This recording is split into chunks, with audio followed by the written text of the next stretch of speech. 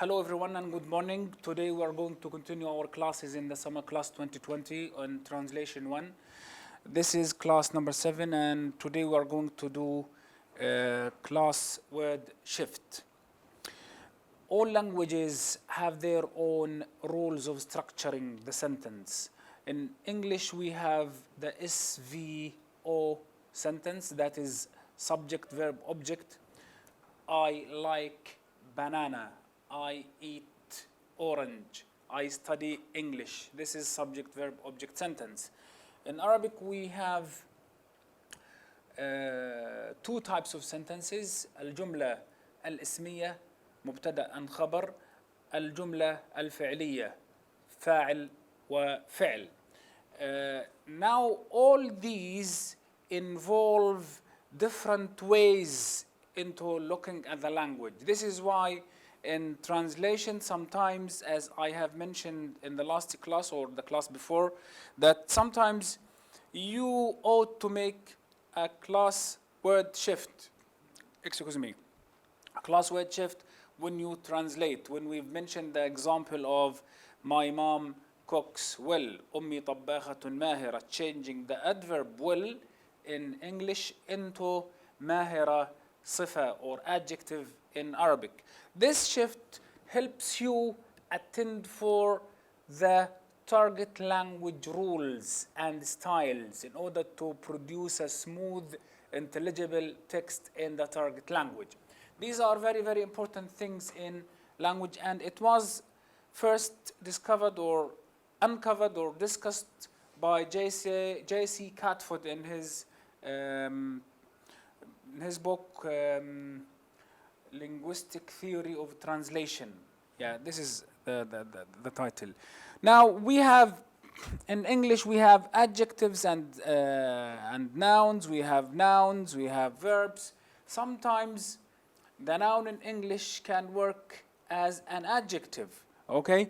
We have 4 problems now for that come across the translator or the beginners, where the adjective can act, the adjective as a noun, the noun as adjective, the noun as a verb, the verb as a noun. How are you going to handle these in translation? This is what we are going to do today. The grammatical classes or categories of words in English are nouns, verbs, adjectives, adverbs, prepositions, articles, and connectors or conjunctions. When a noun is translated into a verb, an adjective into a noun, an adverb into an adjective, etc., the word class is changed. Okay? This creates 1 or 2 problems for the students. What are these problems? Adjective as a noun. Usually English adjectives are translated into equivalent adjectives in Arabic. This is rule number 1. An adjective in English is translated into an adjective in Arabic. A noun in English, you cannot say wood khashabi unless there is a necessity that entails translating wood into khashabi. Usually wood is khashab. Usually white is abyad. Usually door is bab. Noun into noun. Adjective into adjective. Okay, the problem for the students is the application of this as a fixed rule. This is a very important rule, but it is not fixed.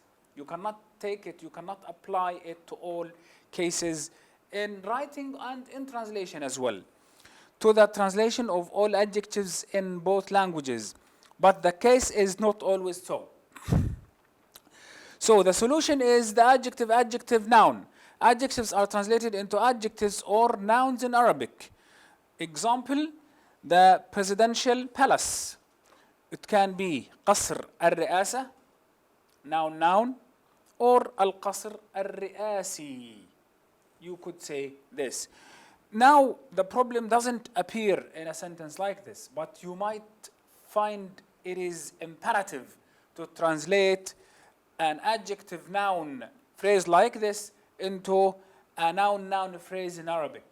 Now you have these 2 options, قصر الرئاسة, القصر الرئاسي, but sometimes you are unable to find a straightforward equivalent. This is why you opt for the noun adjective solution. Okay? The United Nations Educational, Scientific and Cultural Organization, that is the UNESCO, educational, scientific and cultural, all these are adjectives. In Arabic, they are all translated into nouns. منظمة الأمم المتحدة للتربية والعلوم والثقافة. Now, political, administrative and economical affairs. الشؤون السياسية والإدارية والاقتصادية. That is straightforward translation. An adjective is rendered into an adjective in Arabic. But also you have the alternative. شؤون السياسة والإدارة والاقتصاد. These alternatives give you a wider room for maneuvering مناورة in translation. It gives you options. It gives you spaces where you can handle the language and the difficulties you may come across. Problem number 2, nouns as adjectives. When nouns can be used as adjectives in English, they might cause a problem to the students and to the novice translator as well. The choice is between translating some English nouns into nouns or adjectives in Arabic. Look at this. The status quo. الوضع الراهن. By the way, the status quo is a French word, okay? And English contains a huge number of French words. You have to be able to check them in their resources. You have de facto, you have de jure, you have raison d'etre, you have persona non grata is not French, it's Spanish. In law discourse or legal discourse, in diplomacy, in I don't know other fields, but this is much apparent in English that it borrows a lot of its legal discourse items from French. You have to be aware of this, and we will discuss this in details in translation too. Gas cylinder, اسطوانة غاز or اسطوانة غازية. Okay? Gas is the noun acting as an adjective in this phrase, gas cylinder. Okay? Cylinder اسطوانة, what we call in Arabic, in colloquial Palestinian Arabic, الجرة. Okay? Cylinder. Now, nerve cell, you can say خلية عصبية or خلية أعصاب, and you choose what fits better in the context. This is the beautiful thing about these alternatives. Sometimes خلية أعصاب is better than خلية عصبية. Sometimes خلية عصبية fits best. Okay? So a translator has to be aware of the suitability of these words depending on contexts. Steam engine, either قطار بخاري, the noun here is steam, and engine is a noun. Steam acted as an adjective to engine. You can render it into Arabic as قطار بخاري or قطار بخار. Bank account, حساب مصرفي. حساب مصرفي. Can you say حساب مصرف? No. Now you have a restricted translation. But you can say حساب بنكي on the basis that bank is Arabized into English. We will discuss this also in translation 2, where we are going to elaborate on the different ways of rendering a word into Arabic, like bank. Bank is either translated into masrif, which is the the Arabic word that is revived in order to stand for bank, giving it new shades of meaning depending on the technology, depending on the progress of life. And this is very, very important thing, very important aspect in language and culture, where the language is flexible and it gives you the opportunity to add new shades of meaning to the word in order to keep abreast with new developments in fields of finance, technology, science, etc., etc. And here, bank is translated into مصرفي, حساب مصرفي. A noun, bank, is translated into adjective in Arabic, okay? Office equipment. Equipment is plural here, yeah? تجهيزات مكتبية or تجهيزات مكتب. Can you say معدات? Of course you can say معدات, but معدات doesn't work with مكتب. This what we call collocation, okay? It's clear from these examples that most of the phrases have more than one version of translation each, some of which are identical with English, some are not in this regard, okay? More interesting is the translation of Quranic verses into both ayat Qur'aniyya and ayat min al-Qur'an al-Karim, okay? But you cannot say Quranic chapters فصول قرآنية.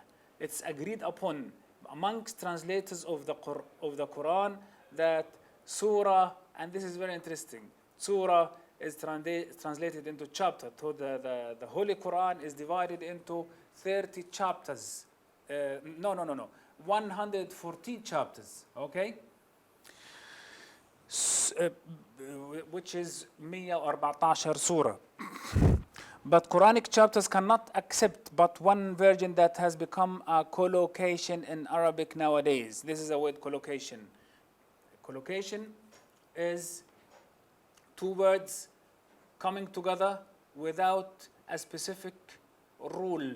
You have to memorize them. You have to know that collocation exists, and whenever you see a collocation in English, you ought to think of a collocation in Arabic. Collocation is available in English and in Arabic. When we say collocation is two words coming together without a specific rule, this means it became part of the language by cultural and historical agreement, like bread and butter, to drive somebody mad, okay? In Arabic, we have in the Quran, for example, most of the short surahs contain collocations. جزاء وفاقا, كأسا دهاقا, كواعب أترابا. All these are examples of collocation. جميل واسمر. This is also a collocation, okay? Problem 3, nouns as verbs. English nouns are usually translated into nouns or at times into adjectives in Arabic. However, a noun can be translated into a verb too. This is the new thing, okay? Remember when we translated well into verb, تحسن أمي الطهي.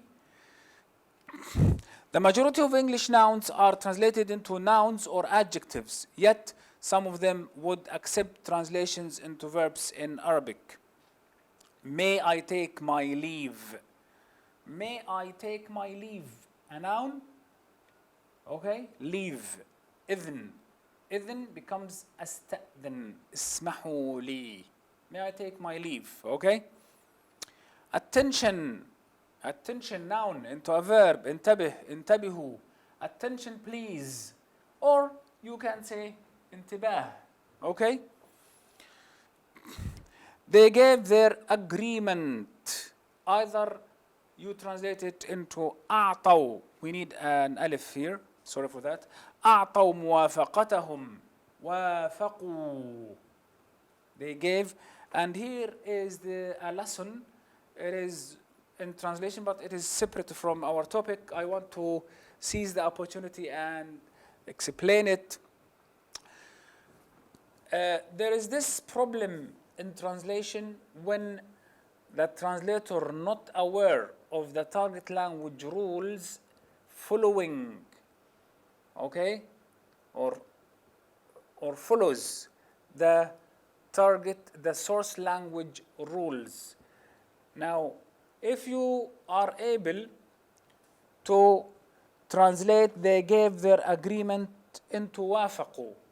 Why not use it instead of أعطوا موافقتهم? Because وافقوا sounds more Arabic than أعطوا موافقتهم. You see the point? A good example of these mistakes or errors, slight errors, but they can tell how much a person is rooted in the language. Old man. Let us take Ernest Hemingway's masterpiece, The Old Man and the Sea. In Arabic, are you going to translate the old man into الرجل العجوز, or does العجوز suffice? العجوز suffice. In English, they don't have a one-word choice for elderly, okay? They have to add old to man in order to come up with this combination to signify age. But I said in English again, in English, they don't have a specific one word for that specify or signifies age. So they add the adjective old to the noun man in order to come up with this word. But in Arabic, we don't need to say الرجل الكبير as many translators would use in the beginnings of their career. So العجوز suffices because we have it already. The same applies to young man. You don't say الرجل الشاب. الشاب suffices. You have to be aware very early in your career as a translator that there are these discrepancies that you have to take into account when you translate from English into Arabic or from Arabic into English. Okay? So وافقوا suffices, that's okay. It is much better than, and it sounds more Arabic than أعطوا موافقتهم. He is a convert to Islam. Convert is a noun. مهتدي, متحول. Convert متحول. Convert يتحول. Okay? He is a convert to Islam.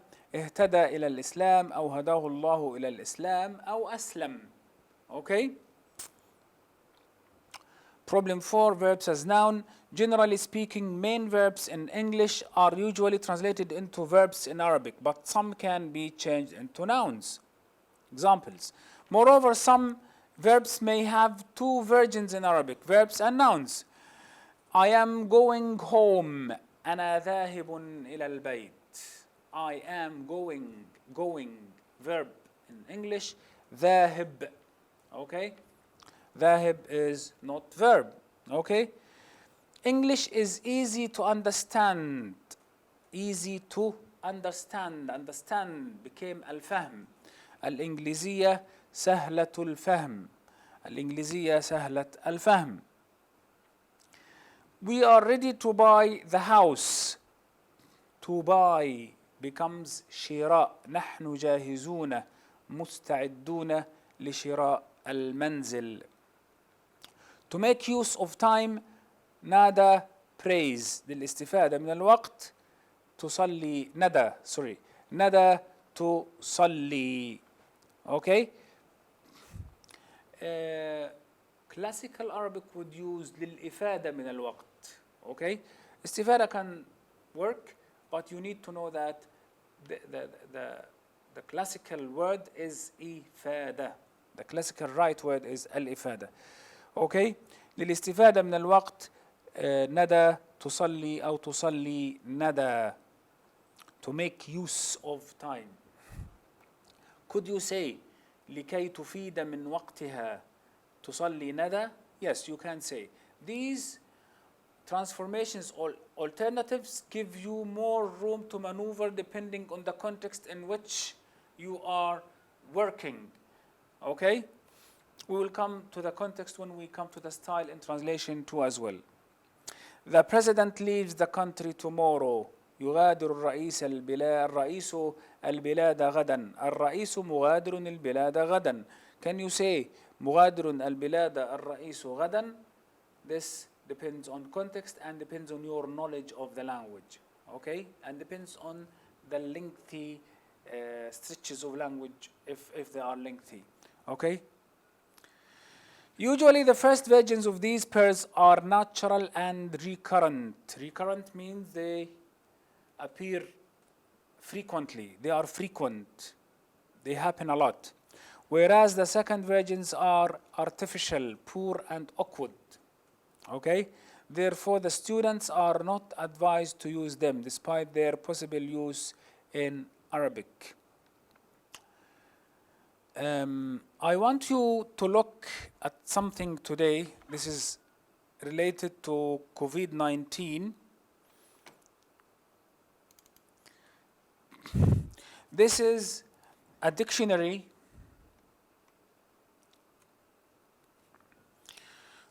the Arab League Educational, Cultural and Scientific Organization published this dictionary about COVID-19 terms. It is good to go home, look for it on the internet, and see how translators and lexicographers, the people who design and produce dictionaries, work with COVID-19 and the terms that are related to it. Imagine that these people are very, very successful in giving not only the meaning of the word, they give the explanation. And here you can learn how language works from live experience, from current experience such as COVID-19 experience. Attack rate, translated into معدل الهجوم. Okay? Look at these. BCG vaccine, لقاح BCG. Now you know how to do BCG. Okay? It is in English BCG, in Arabic it is BCG as well. Blood plasma, plasma الدم. Border closure, إغلاق الحدود.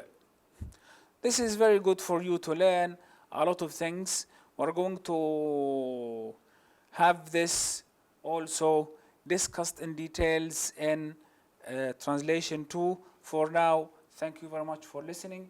Next time in class 8, we are going to study another topic. Wait for us. Thank you very much.